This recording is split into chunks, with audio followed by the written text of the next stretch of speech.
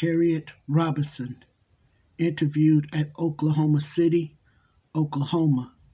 Interviewer not identified. Age when interviewed 94.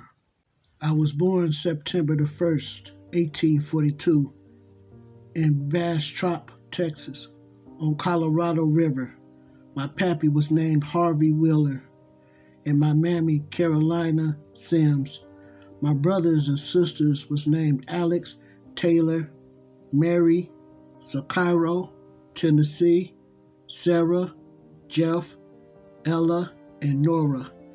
My sister Lisa was mulatto, and Master Colonial Sam's son had 3 children by her. We never seen her no more after her last child was born. I found out, though, that she was in Canada. I nursed 3 white children's, Lula, Helen Augusta, and Lola Sims. I done this before the war that set us free. We kids used to make extra money by toting gravel in our aprons. They'd give us dimes and silver nickels. We lived in cedar log houses with dirt floors and double chimneys and doors hung on wooden hinges. One side of our beds was board in the walls and had one leg on the other. Then white folks give each nigger family a blanket in winter. Our clothes was wool and cotton mixed. We had red rustic shoes, soles 1/2 inch thick. They'd go in wicker-whack. The men's had pants with one seam and a right-hand pocket. Boys wore shirts. We ate hominy, mush, grits, and poon bread for the most part. Many of them ate out of one tray with wooden spoons. All victuals for field hands was fixed together.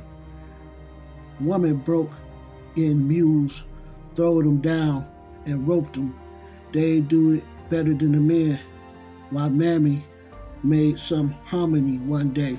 Both my foots were scalded, and when they clipped them blisters, they just put some cotton round them and catch all that yellow water and made me a yellow dress out of it. This was way back yonder in slavery before the war. Whenever white folks had a baby born, then all they old niggers had to come through the room, and the master would be over behind the bed, and he'd say, "Here's a new little mistress or master you got to work for." You had to say, "Yes, sir, master," and bow real low, or the overseer would crack you. Them was slavery days, dog days. My mammy belonged to Master Colonial Sam Sims and his old mean wife, Julia. My pappy belonged to Master Meek Smith and his good wife, Harriet. She was sure a good woman. I was named after her. Master Sam and Master Meek was partners. Every year them rich men would send so many wagons to New Mexico for different things. It took 6 months to go and come.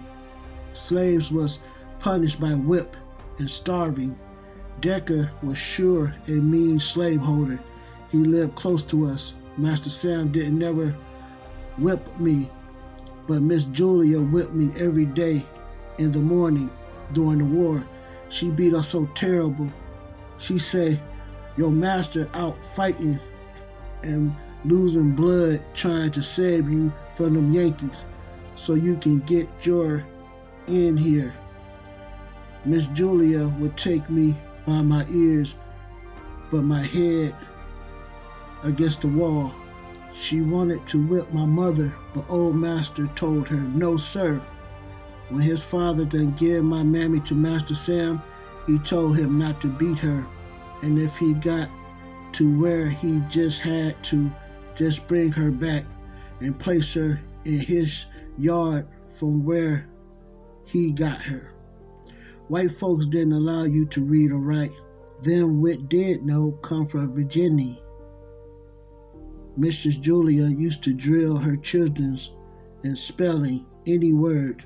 At every word them children's missed, she give me a lick across the head for it.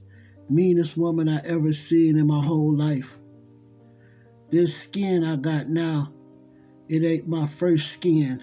That was burnt off when I was a little child. Mistress used to have a fire made on the fireplace, and she made me score the brass round it, and my skin just blistered. I just had to keep pulling it off of me. We didn't had no church. Though my pappy was a preacher, he preached in the quarters. Our baptism song was on Jordan's stormy bank, I stand and hark from the tomb. Now all that was before the war. We had all our funerals at the graveyard. Everybody, chillins and all, picked up a clod of dirt and throwed in on top the coffin to help fill up the grave. Talking about niggas running away. Didn't my step-pappy run away? Didn't my uncle Gabe run away? The frost would just bite they toes most nigh off too. While they was gone, they put Uncle Isom, my step-pappy, in jail, and whilst he was in there, he killed a white guardsman. Then they put in the paper, quote, a nigger to kill, end quote, and our master see it and bought him. He was a double-strength man. He was so strong he'd run off. So help you God, they had the bloodhounds after him once, and he caught the hound what was leading and beat the rest of the dogs. The white folks run up on him before he knowed it and made them dogs eat his ear plumb out. But don't you know he got away anyhow? One morning I was sweeping out the hall in the big house, and somebody come a knocking on the front door, and I goes to the door. There was Uncle Isom with rags all on his head. He said, "Tell old master here I am." I goes to master's door and says, "Master Colonial Sam?" Uncle Isom said, "Here he am." He say, "Go round to the kitchen and tell Black Mammy to give you breakfast."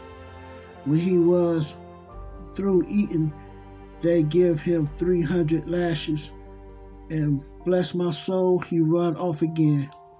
When we went to a party, the nigger fiddlers would play a tune that went like this: "I fooled old master 7 years, fooled the overseer 3. Hand me down my banjo, and I'll tickle your belly."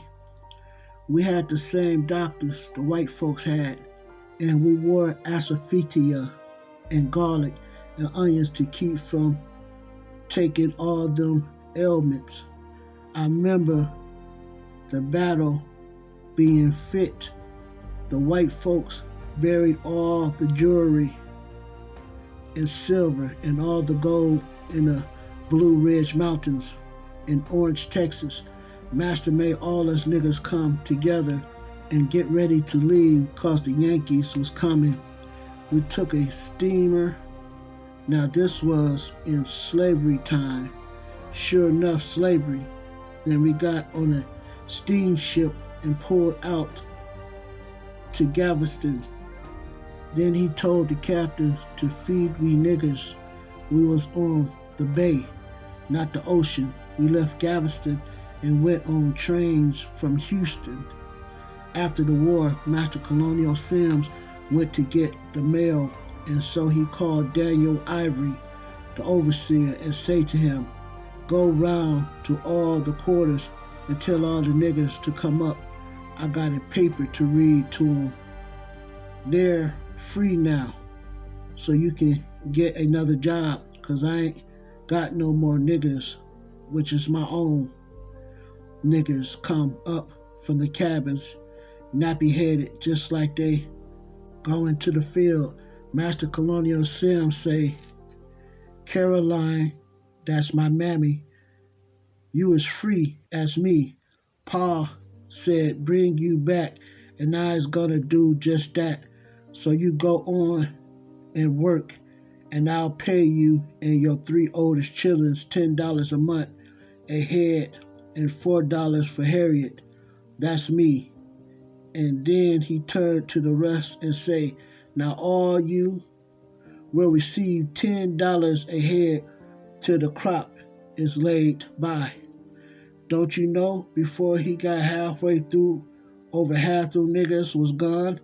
Them Ku Klux Klans come and ask for water with the false stomachs and make like they was drinking 3 bucketfuls. They done some terrible things, but God seen it all and marked it down. We didn't have no law. We had bureaus. Why, in them days, if somebody stole anything from you, they had to pay you and not the law. Now they done turned that round and you don't get nothing. One day, while his master was gone hunting, Mistress Julia told her brother to give Miss Harriet me a free whipping. She was a nigger killer. Master Colonial Sam come home and he said, you infernal sons of itches, don't you know there is 300 Yankees camped out here? And if they knowed you whipped this nigger the way you done, they'd kill us all. If they find it out, I'll kill all of you all. Old rich devils, I'm here, but they is gone.